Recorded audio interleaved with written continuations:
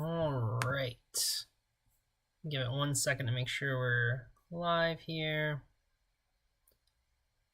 I think we are. All right. Yes, we're live. Okay, so hello again. This is our second Python lecture in the course. So in this video, we're going to be talking about Python lists, loops, and conditionals, or if statements. So if you already know all of those things, you're expert on them, totally fine to skip over this video. So just a review about what we talked about last time when we were talking about Python. We use Colab in this class, which is a way to write and run Python programs in your web browser, right? So right now I'm showing you Google Chrome. And to open up a new Colab notebook, which is what the files are called, you would go to this URL here. So colab.research.google.com. And they get saved in your Google Drive, just like a Google Doc would if you've used those, and can be shared and all sorts of things. Downloaded onto your computer if you need to, for example, submit them for a project, things like that. We'll get into all of the kind of project submission stuff when we talk about the project next week. But right now, you just need to know how to open up Colab and some of the stuff that we've gone over for Python, right? You need to know how to do that. So, a review of the actual Python stuff. The very first thing we did in Python once we got our Colab set up was to do a hello world program. So in Python, our output, or at least our primary form of output right now, is going to be the print function. So you just say print, you put parentheses around what you want to print, and then whatever it is you want printed. In this case, we want to print out the string hello world. Strings in Python are surrounded by either double or single quotes. That's how Python knows that it's a string. And if we run our program by pushing this play button, we can see our output down below this block once it finishes running, and it's going to print out the words hello world. So there it is. You can see that. And so that was the first thing we learned, was our hello world program. What I'm doing here is creating a comment in my Python program. So if you use this hash symbol, or sometimes people call it like a pound sign, if you use that, anything to the right of it on this line of code is going to be ignored by Python. So I'm going to take some notes here. The first thing we talked about was a hello world program. The next thing we talked about were the different data types in Python. So like I said before, we've got strings, which can be in single quotes or double quotes. We've got numbers, so 7, 5, 3.14. And technically, whole numbers are called integers, and numbers with decimals on them are called floats in Python. And then the third data type we talked about was Booleans. So those look like this. You either say the word true with a capital T or the word false with a capital F. And those stand in for true and false values. There's only two options for Booleans in terms of what they can be. Next thing we talked about was operators, which is a way or ways of combining these different data types.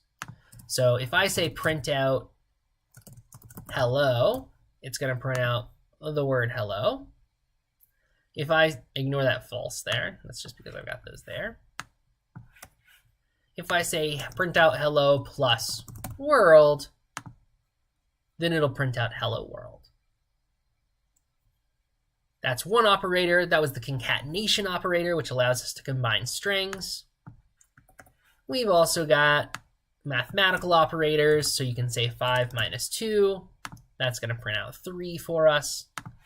We've got logical operators. You can say true and false, and that's going to print out false. If you can say true or false, and that's going to print out true. Right? So operators let us combine all these different kinds of data types, and relational operators let you combine two data types into a single Boolean. So for example, I can say 3 greater than 2, and it's going to give me true. I can say 3 equals 2, and it's going to give me false, right? So That was what we talked about last time. Let me make sure I hit everything. Yep, hit everything. At least briefly. So the first thing we're going to talk about today is one more data type that Python has. And this is actually one of the kind of core data types in Python. It's one of the things that a lot of times you'll see Python programmers using a lot. And it's called a list. And a list is a collection of other pieces of data. So if I wanted to have a list, I'm going to use square brackets. And inside of those square brackets, I'm going to have maybe 3, 4, 5. Or I could have the words bat, apple, and chair, if I can spell chair. Or I could have true, true, false. Python also is a little unique among programming languages in that it lets you put whatever data types you want in there. So I can say true, apple, and 5 and put all of those in the same list. And that's going to be perfectly fine. Then if I need to use these lists later on, I can put them inside of variables. So this is something that I think we didn't touch on last time, but is also relevant to that stuff we talked about last time. So here is a variable x. We also might have touched on it and I forgot. I'm not 100% sure, but it's not in the syllabus for last time. So I'm going to cover it this time. Apologies if I'm covering it twice. So variables are ways of storing data. So remember that we had just plain strings, right? Like the word hello. We can store that inside of a variable called myString. Variable names can be essentially whatever you want as long as you follow certain parameters. So variable names can only contain letters and numbers and underscores. So I could also say, call this myString like that with an underscore, or I could replace the I with a 1 if I wanted to for some reason. They can't start with an underscore or a number though. They have to start with letters. And they have to be just one continuous piece of text. You can't say like myString like that.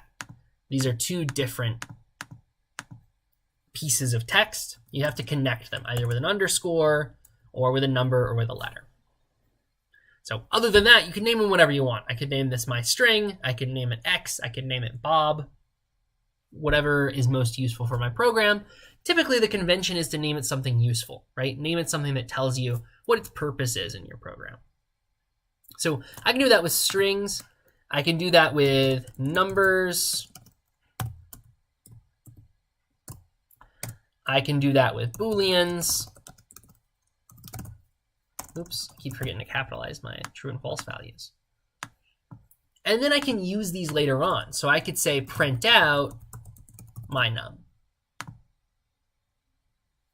And again, ignore this. That's just a thing Python does where it's going to kind of automatically print out the last bit of data you give it. The thing that I want you to focus on is that 5.207. So I never printed out this raw piece of data, 5.207.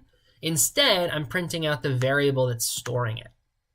And Python knows, oh, you said my num is equal to this, so I'm just going to print out that value. You can also use variables to do things. So I could say my num equals my num plus 1, plus 1. And then when I run this, now I'm printing out 6.207 because Python took my num, which is 5.207, added 1 to it, put that new value back into the same variable, and then printed that new value out instead. So you can think of variables in two different ways. You can imagine them as containers that hold this data for you.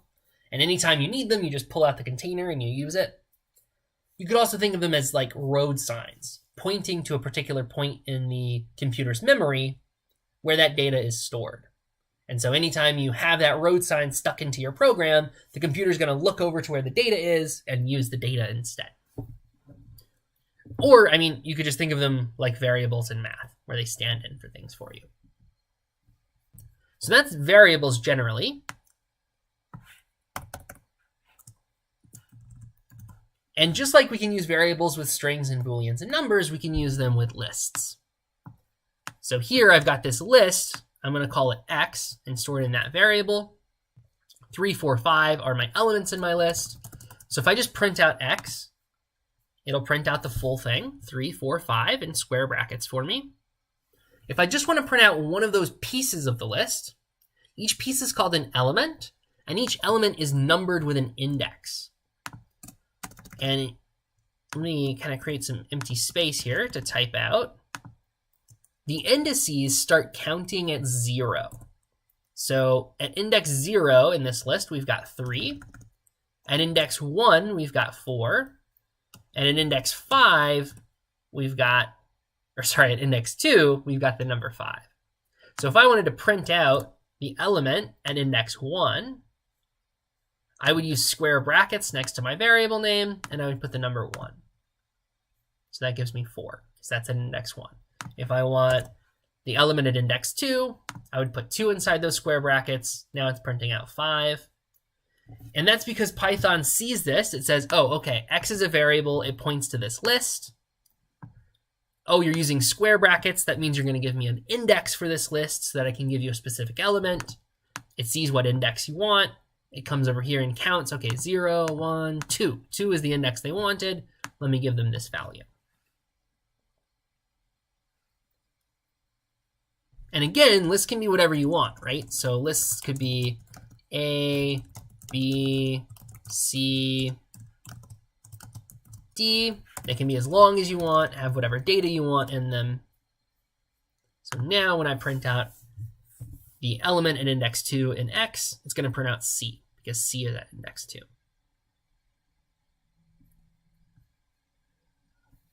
So that is lists and variables. We kind of snuck variables in there, even though that wasn't on the syllabus. The next thing to talk about is loops. So a loop is a repeated portion of code. So let's say I had a list, right? We'll call it my list this time. And maybe it's just a list of names.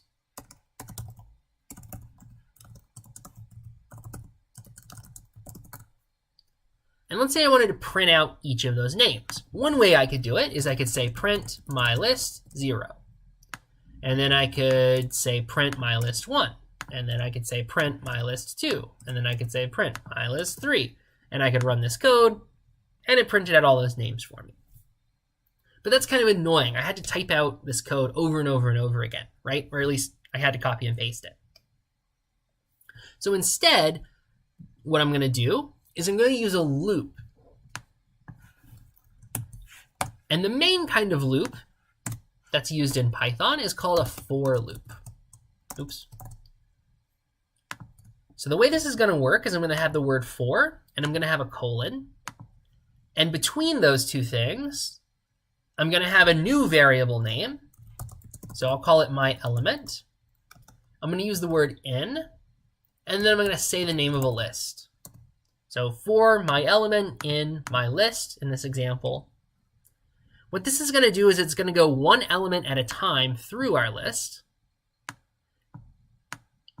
And it's going to say, okay, this first element is called Brandon.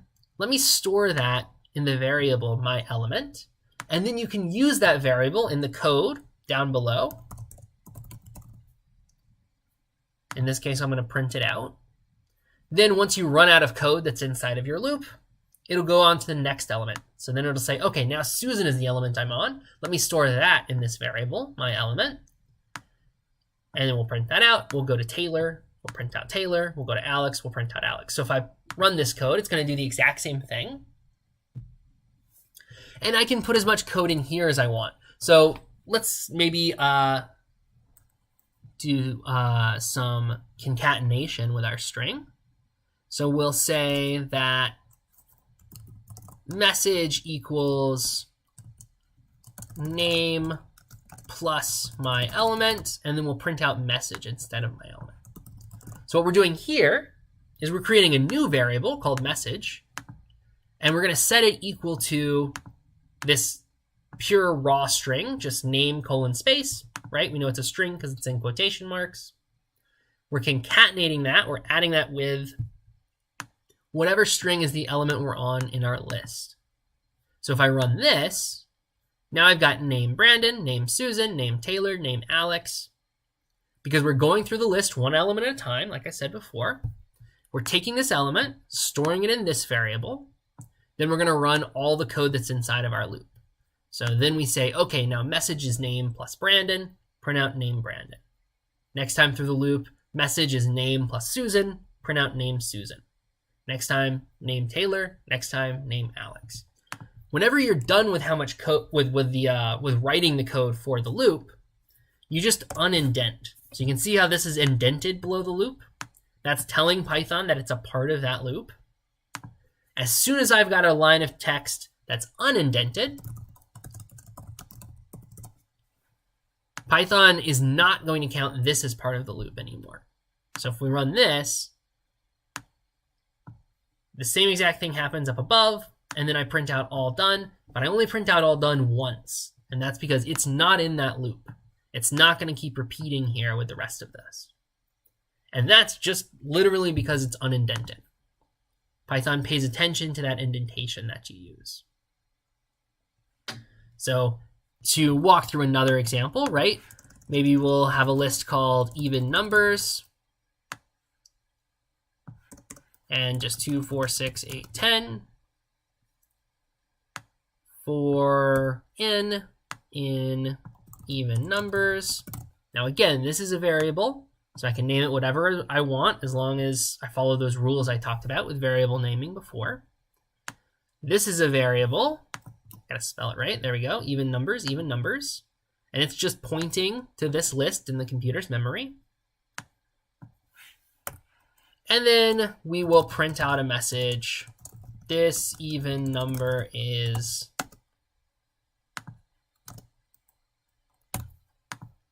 so in Python, if you want to print out multiple pieces of data, this is a way you can do that. You can separate them with commas.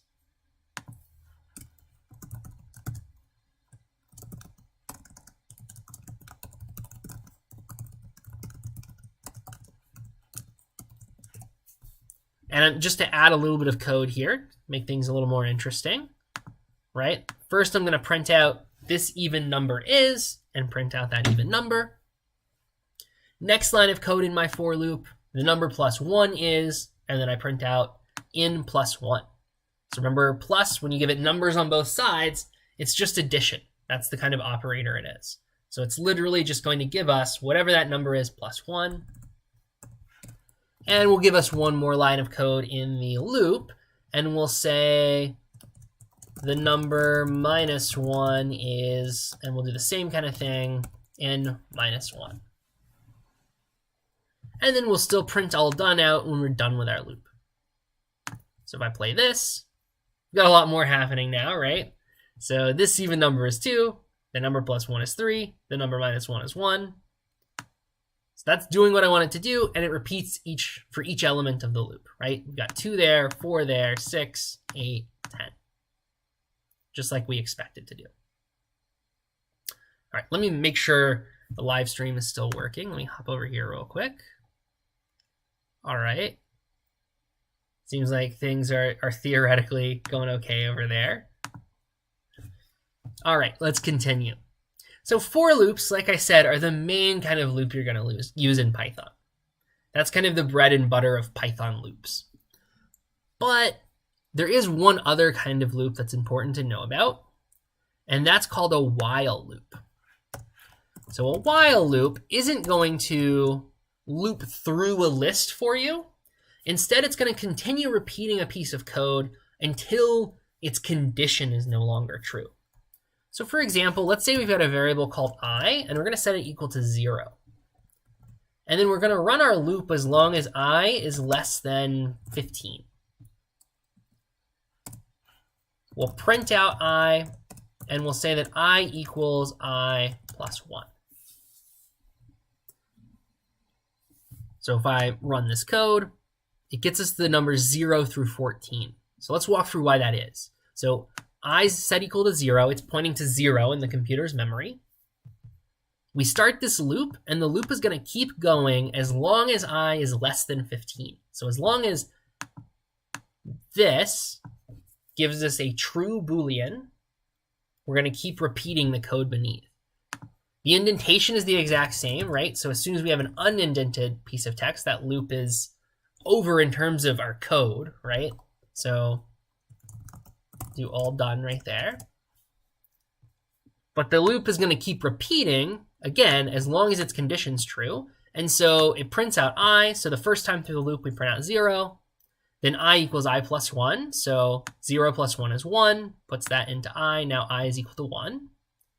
Then it checks the condition again. So is 1 less than 15? Yes, it is. Print out the 1, which we get down here. I equals I plus 1. So now it's 1 plus 1, which is equal to 2. Puts 2 into I. Is 2 less than 15? Yes, it is. Run the loop again. That's why we get 2. And it keeps going until 14. So once I prints out as 14, then we've got 14 plus 1. That's 15, right? Then we check I up here. Is 15 less than 15? No, it's not. So now this is going to be a false value, right? As soon as that condition for the while loop becomes false, the loop is done. So we exit out of this loop and go to the next piece of code that isn't indented. In this case, it's going to print out all done, which weirdly, did it do that? Oh, there we go. Okay. Prints out all done.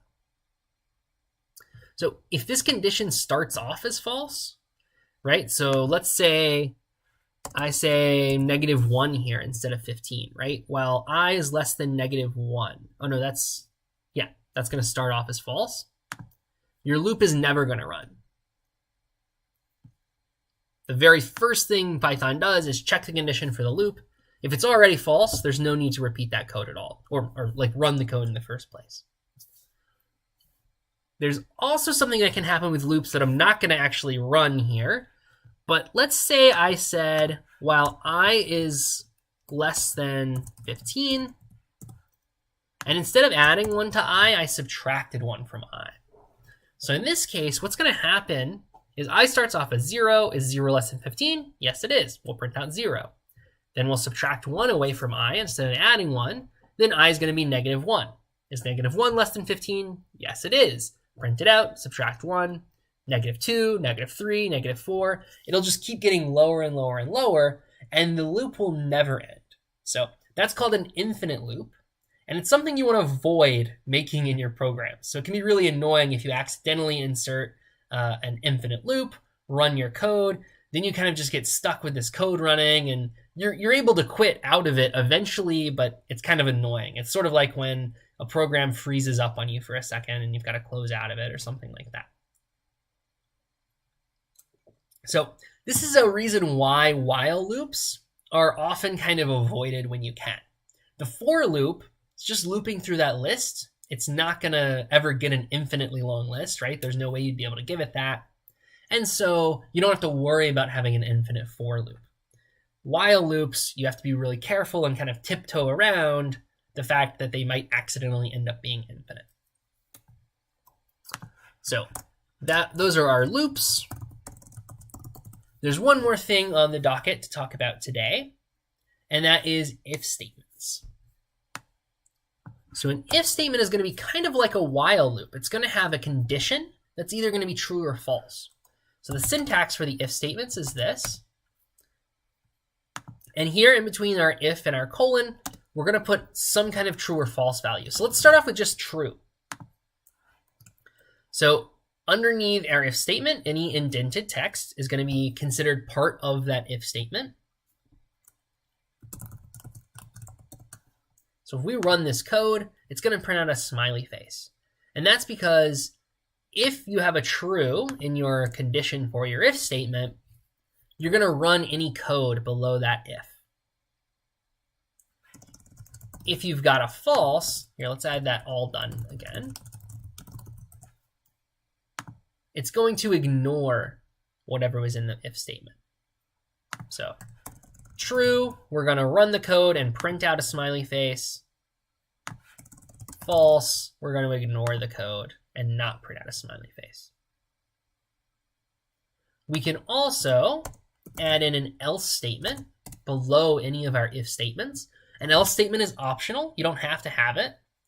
But if you put an else statement in, its code is going to run anytime the if statement's condition is false. So it's always going to be the opposite of the if statement, right? So here, if false, we're going to print out the sad face. And that's because we've gone into our else statement and printed that code. The if statement gets totally ignored. If the if statement's condition is true, then we print out the smiley face and we ignore the sad face code. So if the condition is true, you run the if code, ignore the else code. And putting true or false here is kind of trivial, right? But let's say we've got a variable x and it equals 2, and we've got a variable y and it equals 3, and we want to see which one is bigger. If x is greater than y, we're going to print out a smiley face. Otherwise, we're going to print out a sad face. So there we get a sad face because 2 greater than 3 is false. That's not a true statement. So the condition is false, which means we do the else code and ignore the if code. If we were to change that, make x 5 and y 3, now we print out a smiley face because 5 greater than 3 is going to give us a true value. We can do a similar thing with strings, right? So let's say we want to say if x equals happy, we'll print out a happy face. Otherwise, we'll print out a sad face. So x is happy, we print out the happy face. Let's say x is sad now, we print out the sad face. Just like with the loops, we can put as many lines of code as we want here.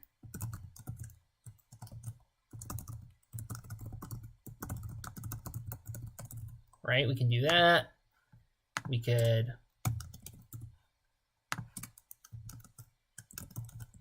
do some math if we wanted to, whatever we want to do there. Same thing for our else statement, right? We could do some math. We could print out another message.